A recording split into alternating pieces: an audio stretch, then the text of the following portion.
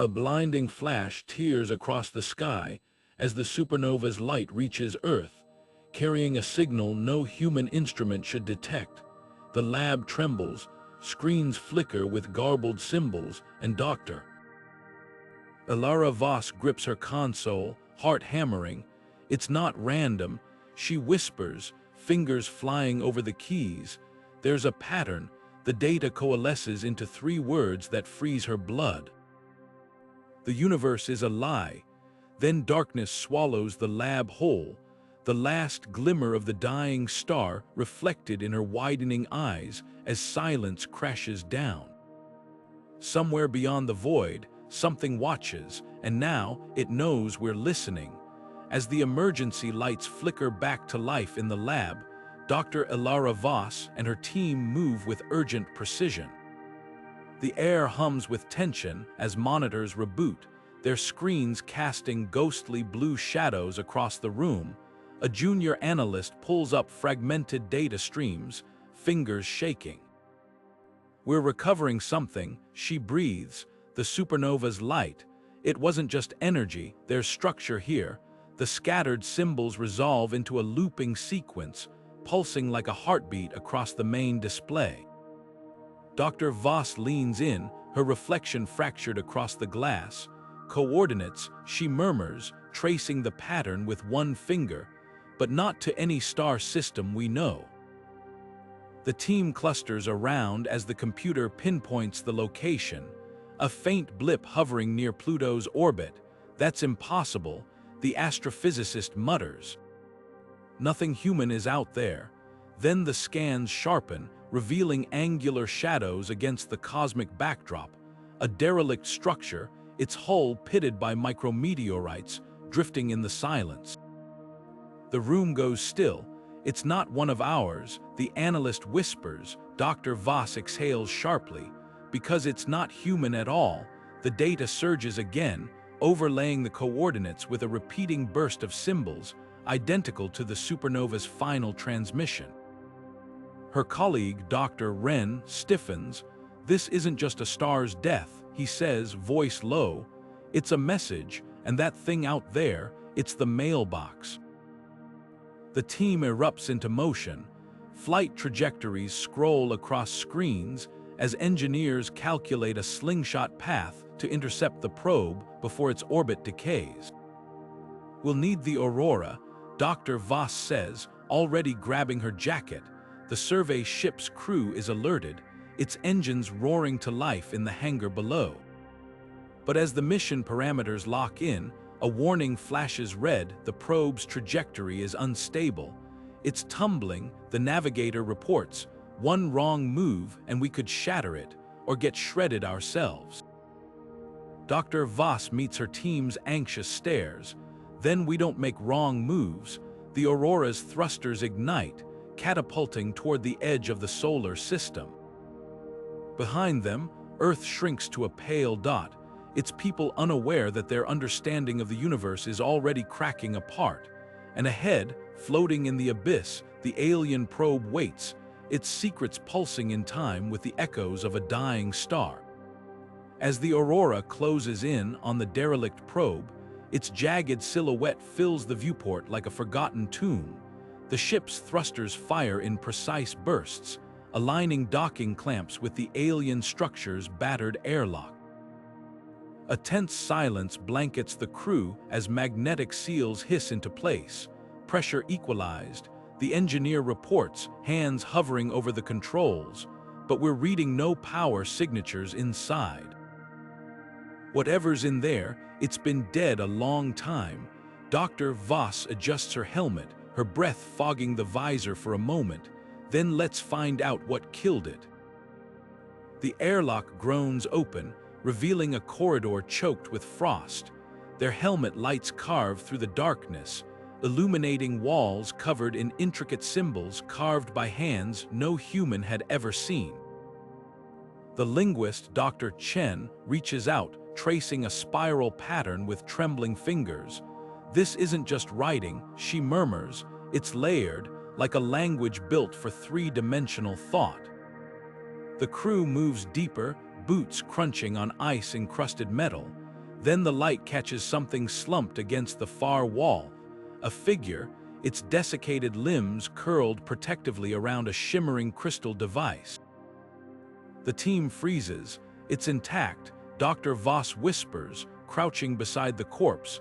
The alien's elongated skull is covered in a thin membrane, now desiccated like parchment, but the crystal in its grasp pulses faintly, as if holding a dying ember of energy.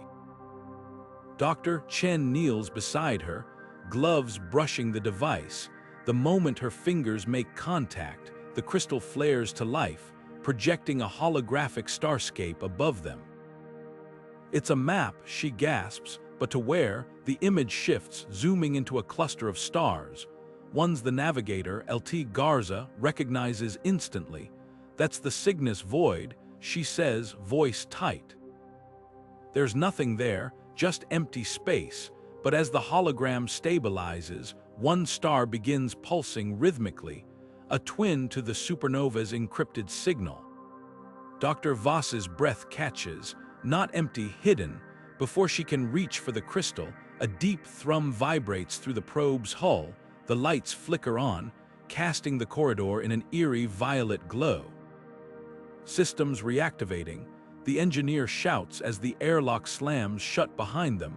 Walls shift, sealing passageways like a living maze. The corpse's fingers tighten around the crystal, as if in warning, its hollow eye sockets staring blindly into the sudden chaos. Outside, the Aurora's comms crackle with static, their only lifeline to home severed. Trapped inside the ghost ship, the crew realizes too late the message wasn't meant to be found. It was meant to be delivered, and now they're part of the transmission. As the crew of the Aurora stares at the pulsating star in the hologram, the air inside the alien probe grows thick with tension. The flickering light from the crystal device casts eerie shadows across their faces, illuminating the disbelief in their eyes. "That pulsing isn't natural, Doctor." Voss murmurs, her voice barely above a whisper. The hologram zooms in further, revealing an anomaly, a distortion in space where the star should be, bending light in impossible ways. Lt. Garza shakes her head, fingers tightening around her datapad. "I've mapped that sector a dozen times. There's nothing there, just dead space. But Doctor..." Voss steps closer, her gloved hand hovering over the projection. "No," she says slowly, a chill creeping into her words. "It's not empty, it's hidden. That pulsing isn't a star, it's the shadow of something much darker." The hologram shudders, recalculating, and suddenly the truth becomes horrifyingly clear. The distortion isn't just an oddity, it's a black hole's gravitational signature, warping the fabric of space so severely that it conceals whatever lies beyond. Dr. Chen exhales sharply. "That's why our scans show nothing. The black hole bends all light around it, but this," she points to the pulsing glow, "this is artificial." Like a beacon, a low hum ripples through the probe's walls, and the hologram shifts again, overlaying cryptic symbols across the starscape. Dr. Voss traces one with her finger, a jagged rune that repeats in intervals. It's a warning, she realizes. Whatever's on the other side of that black hole wasn't meant to be found. The supernova, it wasn't just a message, it was an alarm. The engineer grips his scanner, sweat beading on his forehead. If that's the case, then this probe, its crew, they weren't explorers, they were sentinels. The corpse at their feet seems to confirm it, its skeletal fingers still locked around the crystal, as if guarding its secrets even in death. Then, without warning, the hologram blinks out, plunging them back into the probe's dim violet light. But the coordinates remain burned into their minds, along with the terrible certainty that they've stumbled onto something far older and more dangerous than they ever imagined. Outside, the Aurora's engines rumble as though sensing the impending danger. The crew exchanges silent glances, knowing they've crossed a threshold from which there's no turning back. Whatever awaits in the black hole's shadow, it was hidden for a reason, and now they're the only ones left to answer its call. But as the aurora turns toward home, the weight of their discovery presses heavier than the void outside. The probe's secrets hum in their systems, a silent threat buried in data streams. Then, without warning, proximity alarms shriek through the ship. A vessel twice their size drops out of warp, its hull bristling with weapons. The comm crackles to life, and a familiar voice slithers through the speakers. "Dr. Voss, how fortunate." The screen flickers to reveal Darius Kine, CEO of Neodyne Industries, his smile as sharp as the corporate logo stamped on his ship's prow. "We've been tracking your little expedition. Hand over the probe's data core, and we'll let you limp back to Earth with your lives." Behind him, tactical displays flash red, targeting locks syncing with the Aurora's thrusters. LT Garza's hands fly across the console, rerouting power to shields. "We've got 6 torpedoes locked on us," she hisses. "They're not bluffing, Doctor." Chen ducks as the ship shudders under a warning shot. That probe's tech could rewrite physics, and Kine's boardroom buddies would weaponize it by breakfast. Kine's image leans closer, his patience thinning. "Last chance, the data, or we scrap your ship for parts." Dr. Voss meets his glare, fingers tightening around the crystal device. Then she does the one thing he doesn't expect. She grins. "You want the core here." With a tap, she ejects the entire probe segment into open space, its thrusters firing erratically. For a heartbeat, the warship hesitates, torn between prey and prize. "Retrieve it," Kine barks, but the distraction buys just enough time. The Aurora's engines scream as Garza slams the throttle, peeling away in a spiral that leaves torpedoes spiraling into empty dark. As Kine's ship wheels toward the tumbling probe, Dr. Voss watches its signal fade on the scanner. "They'll realize it's empty soon," she murmurs. Chen pulls up a star chart, her voice grim. "And when they do, they'll come for us harder.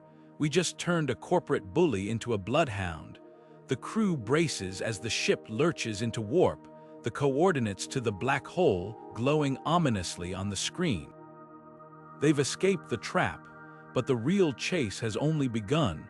But as the Aurora hurtles through space, the tension inside the ship is thicker than the cosmic dust outside. Dr. Voss clutches the crystal device, its surface cold against her palms, and activates the hologram once more. The star cluster flickers to life above the console, but this time, something is different. A faint pulse of energy ripples through the projection, distorting the image for just a moment. "Wait," she says, her voice sharp. "There's something beneath the main signal." Her fingers fly across the controls, isolating a sub-frequency buried in the data. The hologram shudders, and then a voice, whispering. The words are guttural, alien, but undeniably deliberate. The crew freezes. Linguist Dr. Rajan Singh leans in, his brow furrowed. "That's no natural interference," he murmurs. "It's language, old, dead maybe." He adjusts the audio filters, straining to parse the syllables. The voice repeats slower now, and Singh's face pales.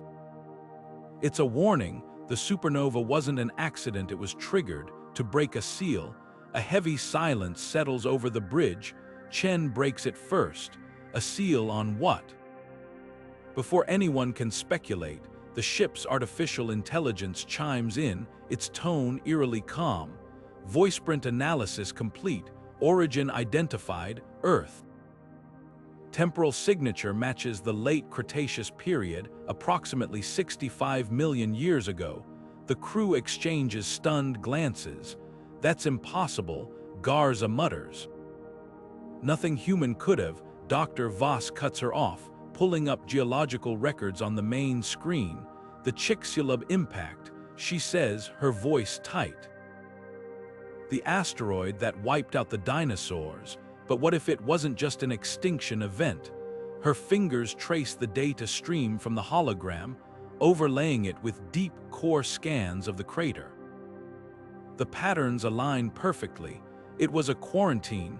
The realization hits like a shockwave. The supernova wasn't just a message, it was a key, and somewhere in the black void ahead, the lock it was meant to break is waiting. The hologram flickers once more, the hidden star at its center pulsing faster now, as if counting down. The crew watches, the weight of time itself pressing down on them.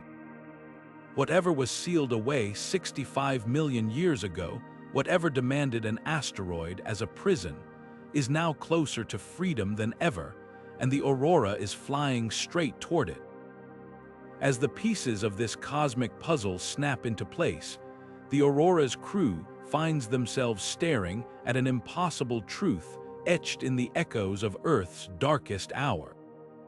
Dr. Voss's fingertips glide over the console, pulling up layers of ancient seismic data alongside the holographic star map. The patterns match too perfectly to dismiss. The frequency resonating from the black hole is identical to the supernova's encrypted signal, and both trace back to that cataclysmic impact 65 million years ago. Think about it, Dr. Voss mutters, her voice low but urgent. The Chicxulub asteroid didn't just bring extinction, it brought silence, wiped the slate clean. She zooms in on the hologram, where the black hole's gravitational shadows warp the surrounding stars. Something was buried here, sealed away so thoroughly it took a supernova's energy to even crack the door. Chen leans forward, his usual sarcasm replaced by dread. So we're flying toward a cosmic prison break, fantastic. Before anyone can reply, the ship's sensors flare to life. The black hole's signal surges, its encrypted pulses now syncing with the crystal device in Dr. Voss's hands. The hologram shudders, and for a fleeting second, the crew glimpses something new. A structure, massive and angular, silhouetted against the black hole's accretion disk. Then it's gone, swallowed by static. That wasn't natural, Garza breathes. Something's out there, and it's awake. The linguist, Singh, traces the waveform of the signal with a trembling hand. The voice from the crater wasn't just warning us about the seal, he realizes. It was a countdown. The supernova didn't just reveal this place, it started a timer. A cold realization settles over the bridge. The same force that wiped out the dinosaurs didn't just quarantine a threat, it hid an entire chapter of the universe's history. And now, with the Aurora hurtling toward the epicenter, the crew is about to become the first humans to learn what really lurks in the dark behind the stars. The ship shudders as it crosses an invisible threshold, the stars outside stretching into streaks of light. The black hole's signal grows louder, almost like a voice. And this time, it isn't whispering. Now the moment of no return arrives. The Aurora shakes violently as alarms blare across the bridge, warning of the corporate warship's weapons locking onto their position. Garza's fingers fly over the navigation console, frantically calculating trajectories, while Dr. Voss clutches the crystal device, its pulsing glow synchronized with the black hole's deepening hum. "What's our move?" Chen barks. "We can't outrun them, and if they board us, then we don't outrun them." Dr. Voss interrupts, her eyes locked on the holographic star map. "We go through."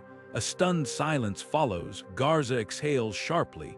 "You're talking about a slingshot around the event horizon. That's suicide or salvation," Singh murmurs, watching the black hole's signal flicker like a heartbeat. The probe's map showed this path, that structure we glimpsed. It's not just hidden behind gravity, it's hidden behind time. The warship's calm crackles to life, the CO's voice dripping with greed. "Last chance, Doctor, hand over the data, or we turn your ship into scrap." With a grim smile, Dr. Voss nods at Garza. "Punch it." Engines roar as the Aurora veers sharply, hurtling toward the black hole's swirling maw. The warship fires, but its shots distort mid-flight, bending uselessly into the gravitational tides. Space itself warps around them, stars stretching into streaks of light as the ship accelerates beyond physics. Chen grips his seat, face pale. "Tell me again how this isn't suicide." Garza doesn't look up from the controls. "Because we're not just crossing space," she shouts as the console sparks. "We're crossing time." The hull groans, then silence. The stars vanish. For a heartbeat, there's only darkness and the eerie whisper of the crystal device, its glow now blinding. Then impact. The Aurora lurches as if spat back into existence, its sensors scrambling to make sense of the impossible vista outside. The crew staggers to the viewport. Where there should be a black hole, there's only a void, a starless expanse where light bends away from massive, floating ruins. The laws of physics feel broken here. And then the probe's corpse stirs, its eyes flicker open. But here, nothing makes sense. The crew of the Aurora stumbles back as the probe's corpse twitches, its cracked limbs shuddering with unnatural motion. Its eyes, once dull and lifeless, now glow like two smoldering embers, fixing on Dr. Voss with eerie intent. "This can't be happening," Chen whispers, hand hovering over his sidearm. That thing was dead. The probe's jaw creaks open, and a voice like grinding stone echoes through the ship. "You should not be here." Dr. Voss steps forward, the crystal device still pulsing in her grip. Where is here? Around them, the void defies logic. Stars hang like black holes in reverse, swallowing light instead of emitting it. The ruins orbiting the dark sun loom closer now, their jagged spires humming with energy. Nothing about this place follows the laws of their universe. The probe's head tilts, studying them with something like pity. A reflection, it rasps. "A prison, your kind calls it a black hole, but it was never meant to be crossed." Garza's fingers tighten on the console. "Then why did your map lead us here?" The probe's gaze flicks to the crystal in Dr. Voss's hands. "Because the key is useless without the lock." Outside, the ruins shudder, their surfaces rippling as if waking from eons of slumber. Light no, anti-light. Spirals outward, repelled by structures that shouldn't exist. Singh's breath catches. Someone built this place, but who? A shudder runs through the probe's broken frame. "The architects," it says, as if the word itself is a curse. "They sealed your universe away, buried the truth in a lie." Dr. Voss looks down at the crystal, its glow synchronizing with the ruins' pulse. "And the supernova," the probe's voice drops to a whisper. A key turned in the lock, a new sound cuts through the silence, a deep, resonant hum from the dark sun. The ruins begin to realign, their energy arcing toward a single point. Somewhere beyond the void, in the universe they left behind, the same signal is pulsing. The probe's eyes flare. They know you're here, and then the Aurora's sensors scream to life. Something is coming, not from the void, from Earth. The silence on the Aurora shatters as the probe's words hang in the air. The crew exchanges glances, the weight of its revelation pressing down on them. As the ruins pulse with eerie energy, the Guardian's voice grows urgent. "Your supernova was a key," it rasps, its glowing eyes dimming as if burdened by the truth. "But the lock is breaking. The architects built this place to contain what your universe could never understand."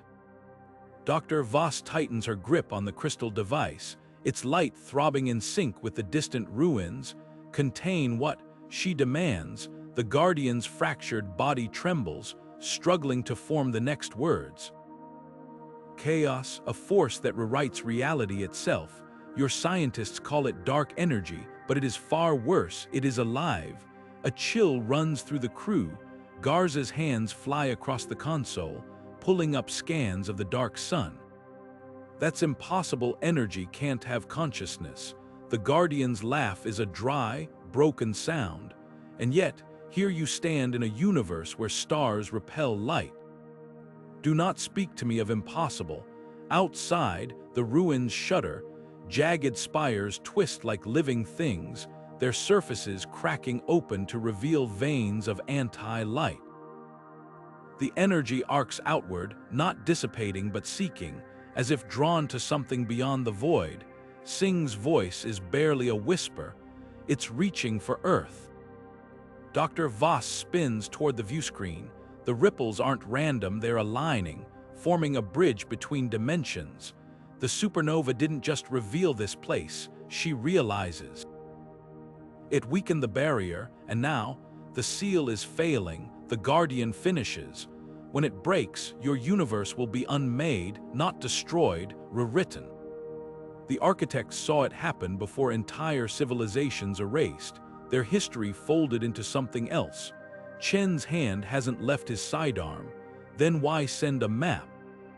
Why lead us here? The Guardian's gaze locks onto the crystal. Because the key is also the cure, the architects left tools, fail-safes. This device can stabilize the rupture, but only if used at the source.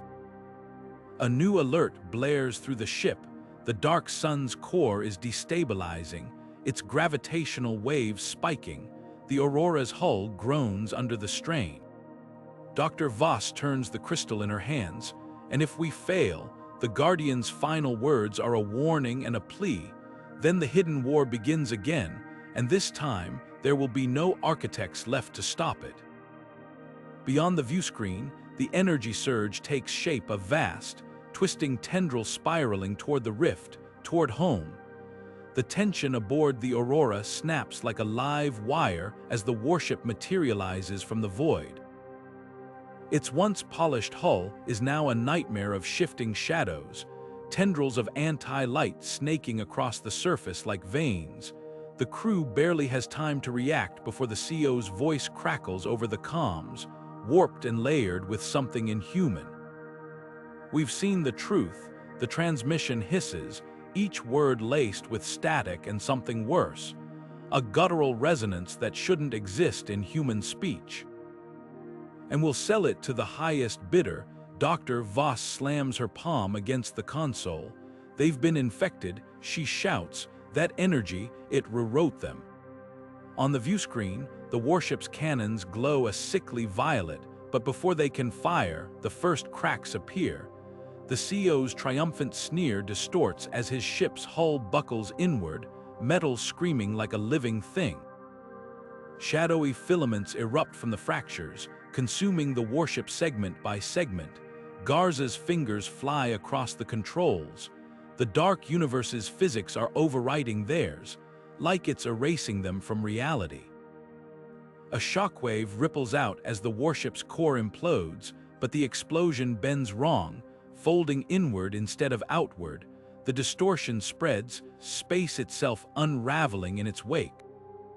Sing barely jerks the Aurora aside as a jagged rent tears open where the warship stood, a wormhole, unstable and collapsing by the second. Chen grips his seat as the ship lurches. They've torn a hole straight back to our universe. Dr. Voss doesn't hesitate. Go before it seals. The Aurora plunges into the maelstrom. The wormhole's walls pulse with fractured light, showing glimpses of impossible things. Cities inverted, stars bleeding dark flame, 1,000 reflections of the crew staring back with hollow eyes. The hull groans as reality itself seems to press in, threatening to snap the ship like a twig.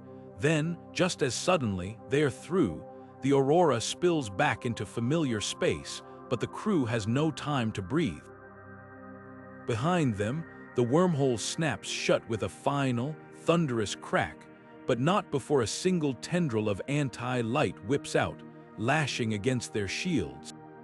The ship shudders violently, warning lights flare as systems short out one by one. Garza's console erupts in sparks. That energy, it's clinging to us like a virus. Dr. Voss whirls toward the viewscreen, where Earth hangs serene against the black. Too serene, because now she sees it, the faintest shimmer distorting the planet's edge. The same distortion that preceded the warship's demise, the Guardian's warning echoes in her skull. The seal is failing, and whatever that warship brought back, it's already here. As the Aurora limps toward Earth, the crew watches in horror as the sky above their home begins to warp. A familiar distortion ripples across the atmosphere, mirroring the same unnatural shimmer that devoured the corporate warship. The Guardian's voice rasps through the ship's failing comm system, more urgent than ever. The seal is failing, it repeats, the words brittle with dread. When the two realities collide, neither will survive. Dr. Voss stares at the date, flooding her screen, her mind racing. Wait, the supernova's light signature, she mutters, fingers tracing a jagged energy pattern. It's not just a message or a key, it's a stabilizing force.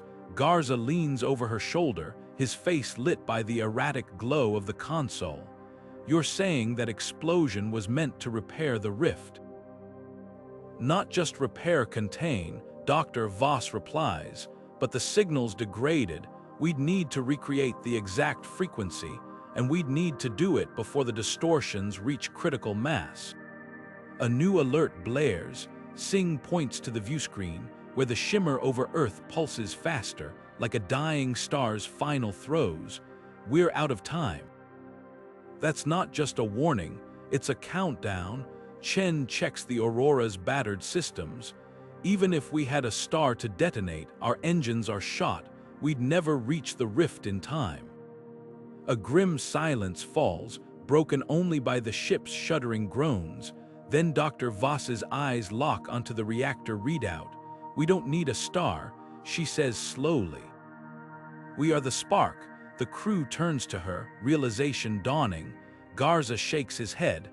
Overloading the core would mimic the supernova's energy, but it'd be a one-way trip for whoever stays behind to trigger it. Outside, the distortion surges, tendrils of anti-light now visible to the naked eye as they creep across the Pacific. Cities below flicker like mirages. Dr. Voss grips the console, her voice steady. Then we vote, all in favor of saving 8 billion lives by turning this ship into a cosmic bandage. No one hesitates.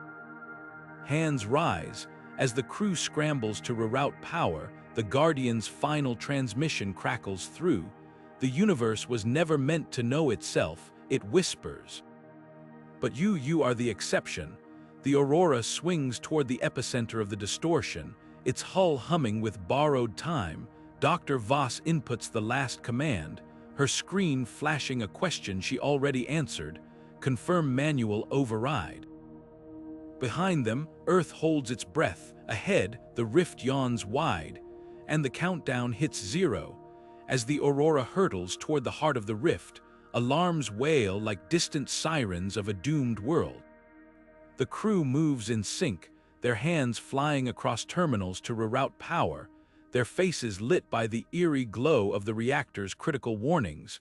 The ship's core hums louder, resonating with the same unstable frequency as the dying supernova. Chen braces against a shuddering console, her voice tight. The core's holding, but just barely. One wrong surge, and we go dark before we reach the rift. Garza slams a final command into the nav system. Trajectories locked. We'll hit the epicenter in 90 seconds. He turns to Dr. Voss, his usual smirk gone. Now comes the hard part. The manual trigger panel glows ominously near the reactor hatch, its red light pulsing like a heartbeat. Someone has to stay behind. Someone has to become the spark.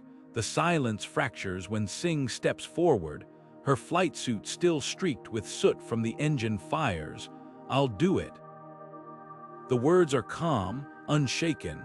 This bucket's held together by hope and duct tape. It'll need a pilot to keep it steady long enough to matter. Dr. Voss shakes her head. We can find another way. There isn't another way. Singh interrupts, already sealing her helmet. You heard the Guardian. The universe split itself in two to keep this secret.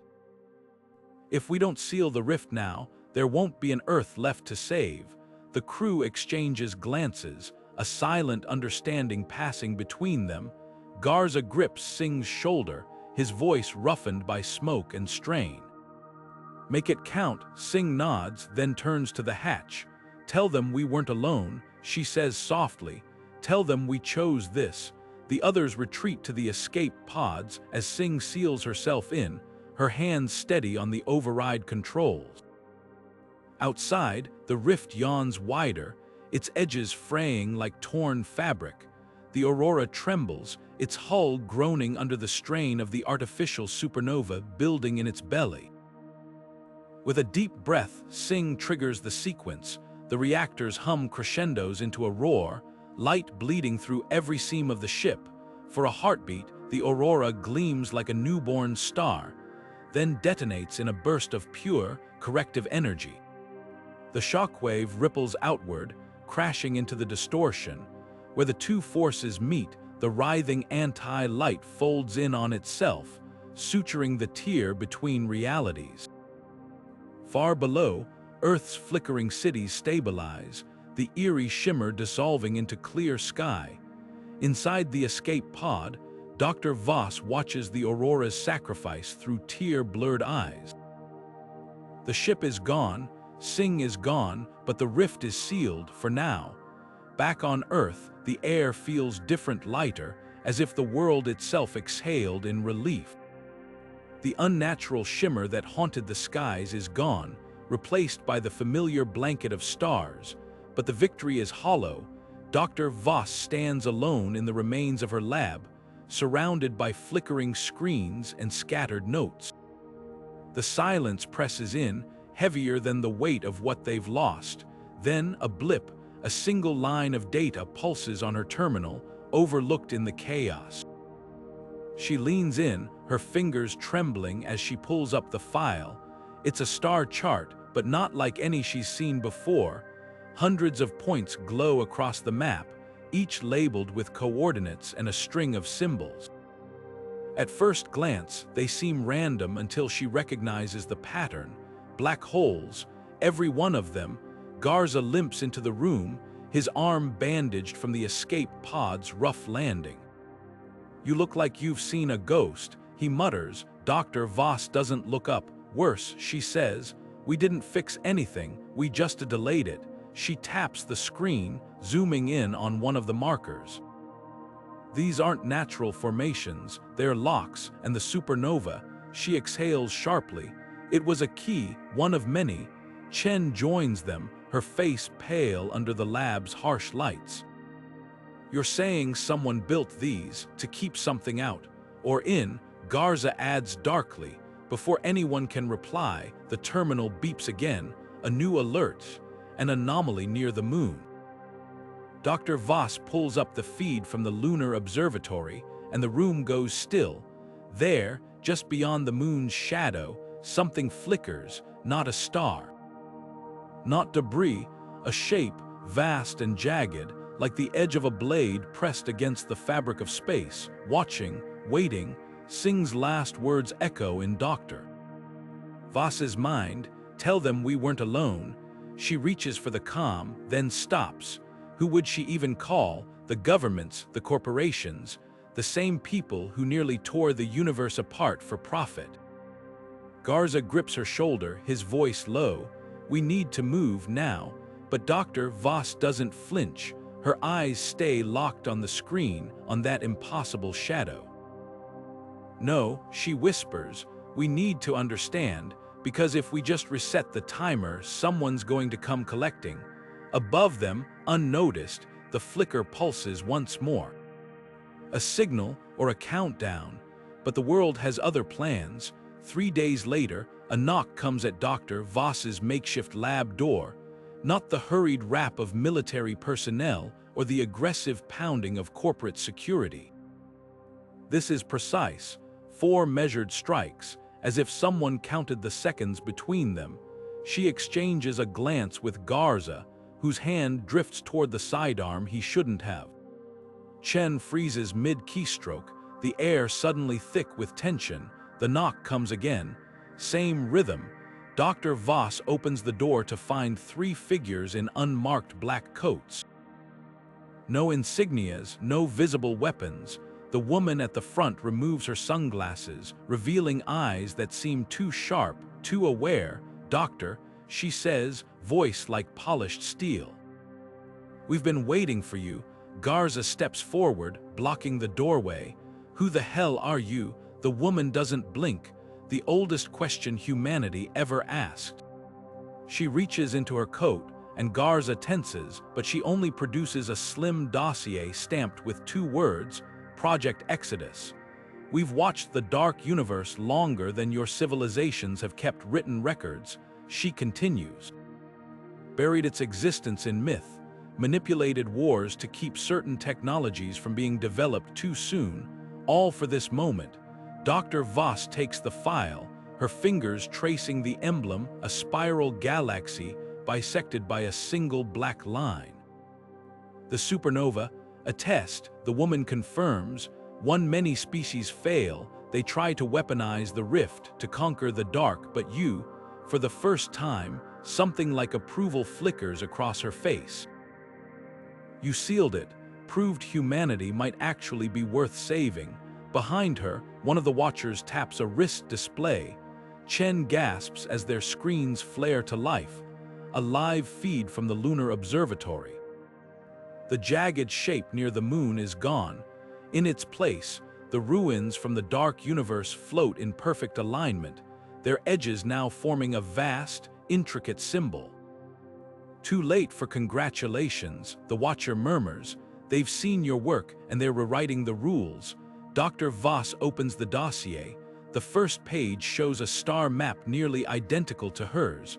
Only now, half the marked black holes glow red. The woman leans close, her breath cold against Dr. Voss's ear. "Tick-tock, doctor, the locks are breaking, and this time, there won't be a second chance." The weight of the dossier feels heavier than lead in Dr. Voss's hands. The stars above no longer glimmer with innocence. They hum with the faint resonance of something vast and artificial. She exhales, her breath fogging in the chill night air, as if the cosmos itself is whispering back. The Guardian's final warning coils around her thoughts like smoke. The universe is a lie, but the truth is worse. Chen crouches beside the makeshift antenna they'd rigged to monitor the dark universe's signal. His fingers tremble as he adjusts the frequency. "It's spreading," he mutters. The red markers on the star map, they're not just glowing, they're pulsing in sync now, like a countdown. Garza kicks a loose stone, his frustration sharp enough to cut steel. "So what's the play, Doc? We just sit here waiting for reality to unravel." The woman in black, the watcher, doesn't answer. Instead, she tilts her head toward the horizon, where the first hints of dawn bleed into the sky. You hear that? At first, there's nothing, then a vibration, not in the air, but deeper, as if the ground itself is shuddering at a frequency too low for human ears. The trees shiver without wind. A coffee cup on the lab table rattles off the edge and smashes. Dr. Voss's gaze snaps back to the lunar feed. The ruins in the dark universe aren't just aligned anymore.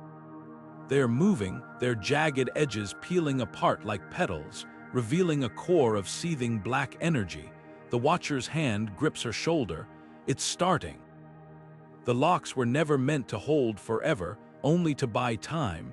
Chen's screen flares red. "Guys, the supernova signal, it's back, but it's not coming from deep space this time." His throat clicks as he swallows. "It's broadcasting from inside our solar system." A shadow flickers across the moon, not the ruins this time, something newer. Sleeker, a ship, or the ghost of one, its outline warping like heat haze. Garza laughs, bitter and raw. "Guess we're not the only ones who passed their test." Dr. Voss closes the dossier.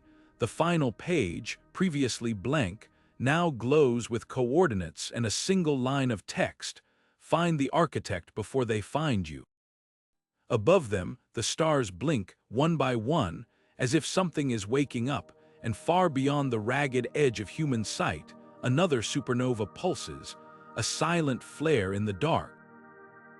The first strike in a war no one knew they were fighting. The audiobook fades on that haunting note, leaving only the echo of a question. What happens when the universe stops pretending to play by its own rules?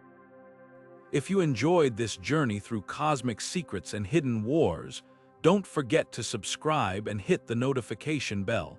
The universe has more stories to tell, and you won't want to miss what comes next. Until then, keep looking up, the stars are watching back.